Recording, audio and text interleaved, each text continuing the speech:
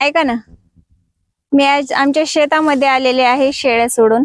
तुम्ही पाहू शकतात आमच्या शेळ्या कशा चरायला लागल्यात आणि किती मोठ्या दिसायला लागल्यात. 6-7 शेळ्या झाल्यात आता आमच्या. व्हिडिओ बनवण्याचं कारण फक्त एवढंच आहे की लोक आम्हाला अशी कमेंट करायलेत की पूजाताई तुम्ही आता शेळ्या चारायलात का, तुम्हाला लाज नाही वाटत का? तर मला फक्त एवढंच सांगायचंय की आपल्या संसारासाठी आपण काही काम केलं तर त्याच्यात लाज कसली आली? आपण काम करायलाच पाहिजे आणि काम केल्याशिवाय घर पण चालत नाही ना आपला. त्यासाठी आम्ही शेळी पालन हा व्यवसाय सुरू केलेला आहे. तर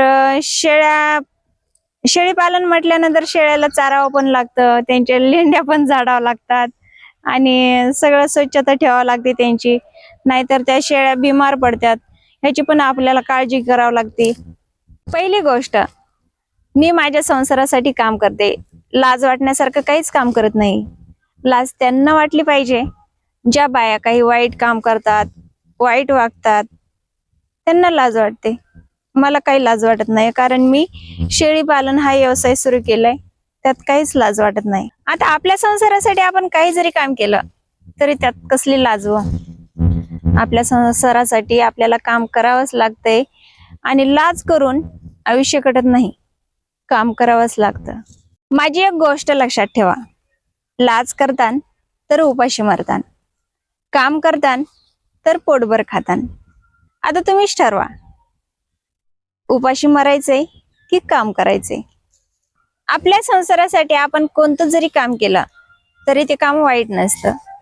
आपल्या संसारासाठी आपल्याला काम करावंच लागतं आणि त्याच्यासाठी लाज करण्याची गरज नाही.